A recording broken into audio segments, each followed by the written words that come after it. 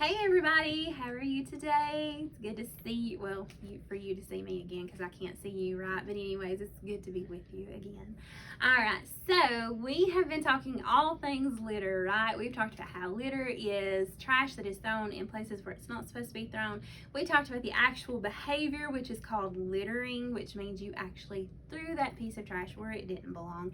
We also briefly talked about a litter bug, who is someone who does that littering behavior. And we also talked about how you didn't want to be a litter bug. You know, I'm sorry if this gets me off track just a little bit, but my daughter, she said you don't want to be a litter bug, you want to be a glitter bug.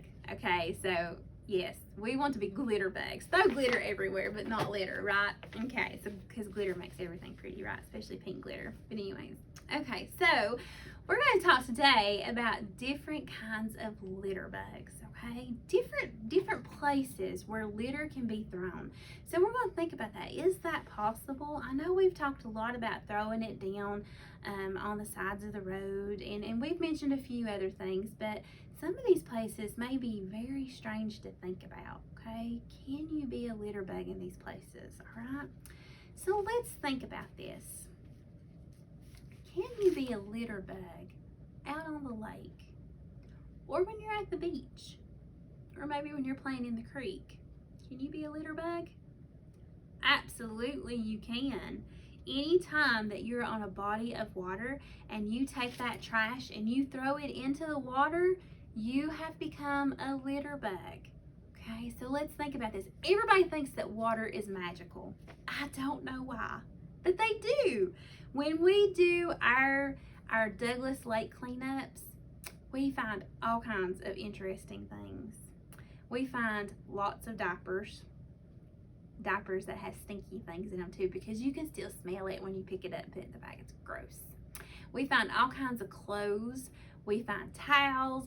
We even find parts off the boats. One time I found a lid to a commode seat. Don't ask me why. I picked it up and then I realized what it was, and I was like, oh, this is gross. We have found broken sinks. We have found carpet.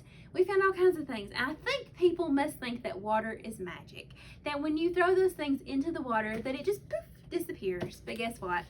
Water is not magical, and it does not poof disappear. Just because you can't see that piece of trash once you throw it into the water doesn't mean that it didn't go away. Okay, it stays there. And you know, like with the Douglas Lake, they drain it every fall. So when they drain the lake, all of that trash that people threw into the water is left behind for someone to have to clean up. So absolutely, you can be a litter bug on the water. Should you be a litter bug on the water? Absolutely not. Take you a Walmart bag on that boat and put your stuff in there. If you go picnicking by the lake, make sure that you pack up all the trash that you had and take it with you, okay? Sometimes we hear different people with the national park and stuff, talk about that you should leave no trace. That means you should leave nothing behind when you visit somewhere. So when you go to a body of water, whether it's the creek or a pond to go fishing, or the lake, or even the ocean when you go to the beach, don't throw your things into the water. They do not disappear. They still stay, I promise. And somebody somewhere will find that piece of trash, okay? So don't be a water litter bug, okay? Now, this was one I mentioned in my other video because I have so much experience with this. All the kids who, when they dry their hands in the bathroom and they want to play basketball with their paper towels, and they throw it to the trash can and they miss and they just walk off and leave it, okay? If you're going to play a game, a paper towel basketball game, and you miss, pick your paper towel up and put it in the trash can. Because when you leave it laying there beside the trash can, you have become a litter bug. And then the janitors don't like that, do they? Because they have to pick up something that should have not even been laying there. So we want to keep the janitors happy. They work super hard to keep your schools clean, and we don't want to leave paper towels laying around for those guys, or those ladies or those gentlemen to have to pick up, do we? So don't be a bad aim litter bug. Pick up your trash when you miss the trash can, okay? Now let's think about this. What about if I go to a basketball game or a football game, or maybe I like to watch golf tournaments, or what if I go to a dance recital, or what if I go to a soccer game, a baseball game? Can I be a litter bug there? I have seen lots of litter bugs at those places. They go to the concession stand and they get that yummy food that they're trying to sell, and they sit there and they eat it, and guess what? They leave it. No, they didn't throw it down, but did they put it where it was supposed to go? Absolutely not, okay? Make sure that your waste goes in the proper place, okay? Make sure that your trash goes into the trash can, or if you're at a game where they have recycling bins, recycle the things that can be recycled, okay? So don't be a sports litter bug. Don't leave your trash laying around after games. Somebody has to clean that up, and that's not very nice for them to have to do, is it? So make sure that your trash gets put into the trash can, even at a sports game. And you're still a litter bug, even though you didn't throw it, you just left it laying there. Your trash didn't belong there, so don't be a sports litter bug. Now, let's think about, sometimes we like to have special treats. We like to go to the movie theater, and we like to watch movies.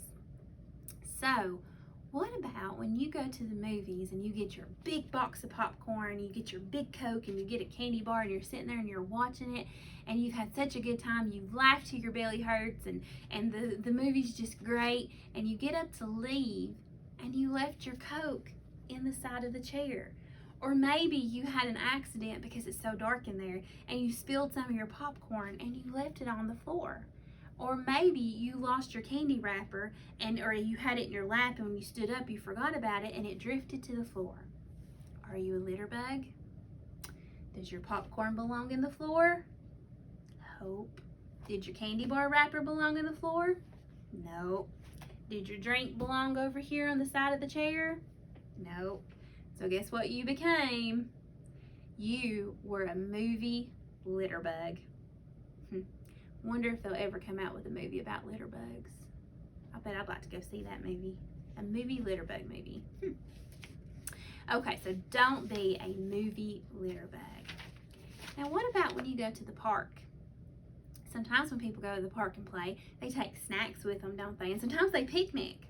So what about when you're sitting there and you're eating your snack and you've been playing and you're all hot and tired and sweaty, or maybe you took a break and you're going to picnic and eat your lunch?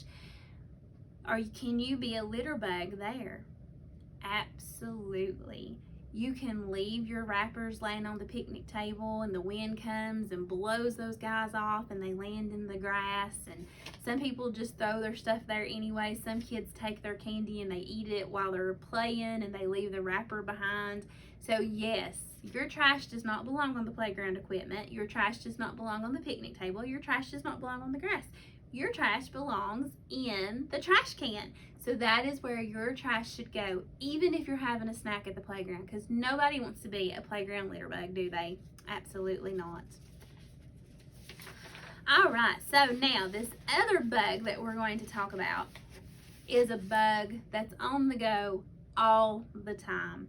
They're always in the car, and they've gotten into a really bad habit. So let's think about the word habit for just a minute. Okay, do you know what a habit is? A habit is something that you do and you don't even think about it.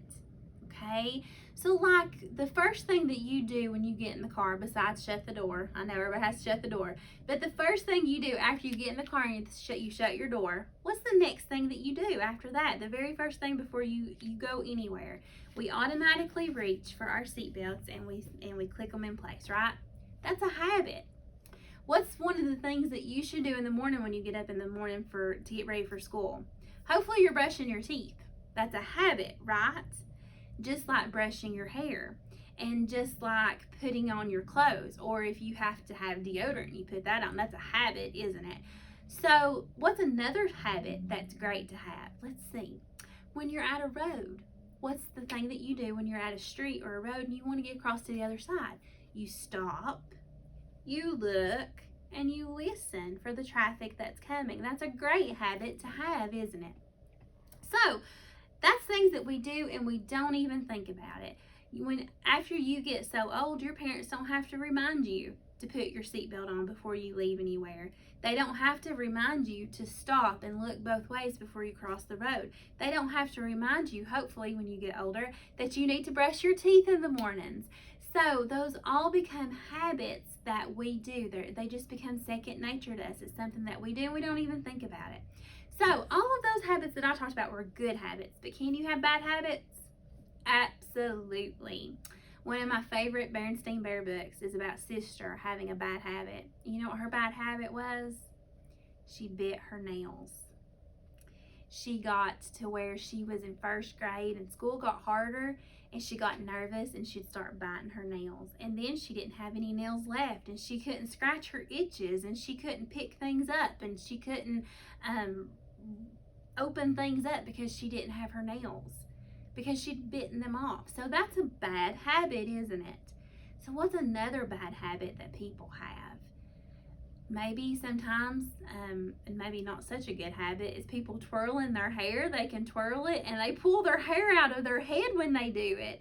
So that's not really a good habit, is it? Because you end up losing hair on your head, and we need every little hair that we have on our head.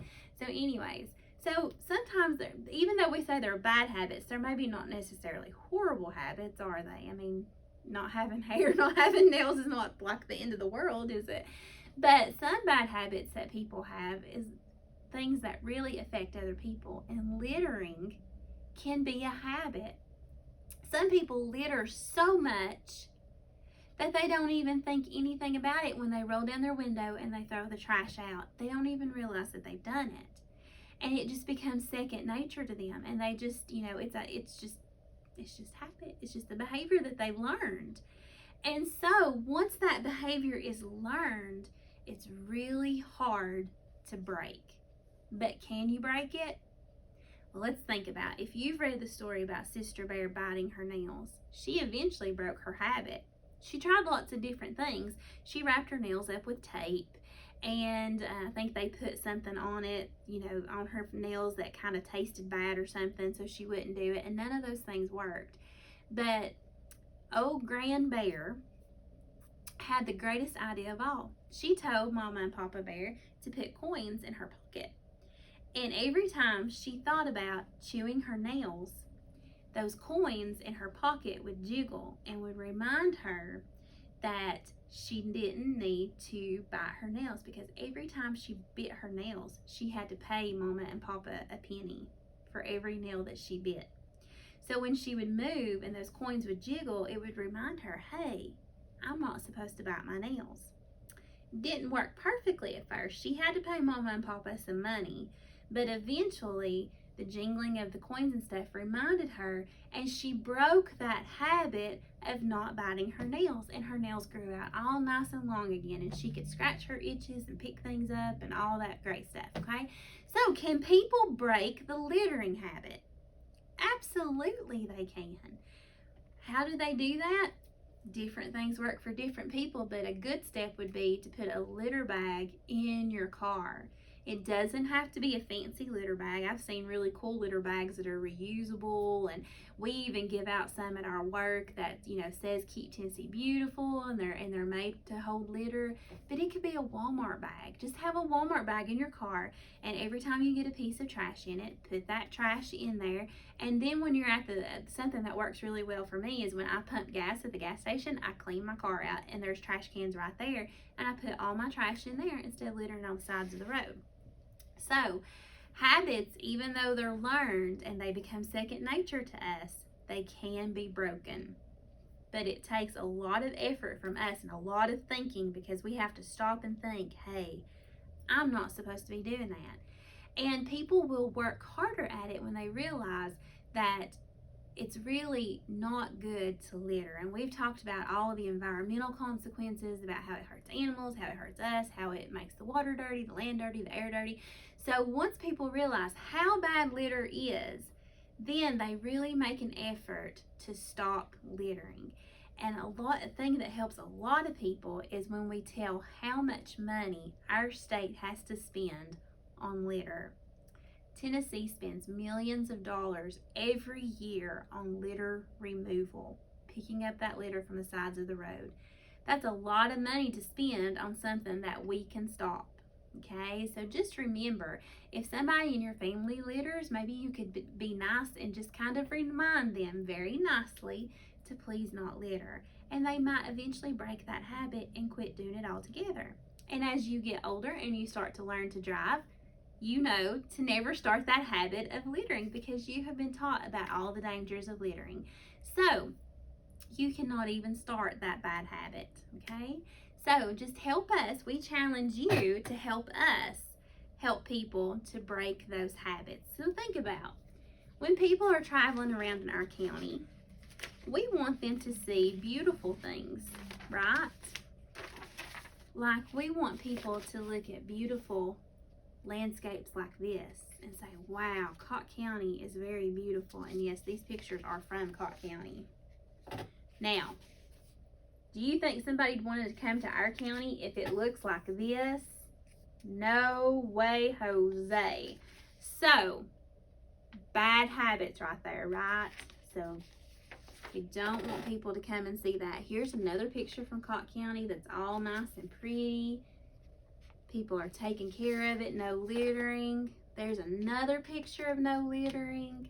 This is what we want people to see, so let's break those bad habits. And there's another picture. So let me see. We want people to come to places that are beautiful, where there's no littering. We don't want people to be in the habit of littering. Do you think somebody want to come here? No. That looks bad, doesn't it? So these people, evidently somebody has a really bad littering habit, don't they? So we definitely don't want people to come to our county and say, boy, these people, I was trying to see if I could find another one. We don't want these people to come to our county and say, boy, these people don't care about their county and they have really bad habits. We don't want people to say that about us. So don't do things like this, okay? Make our land look pretty like this, okay? All right, guys, so remember, keep your waste in place. Okay, we'll see you later. Bye.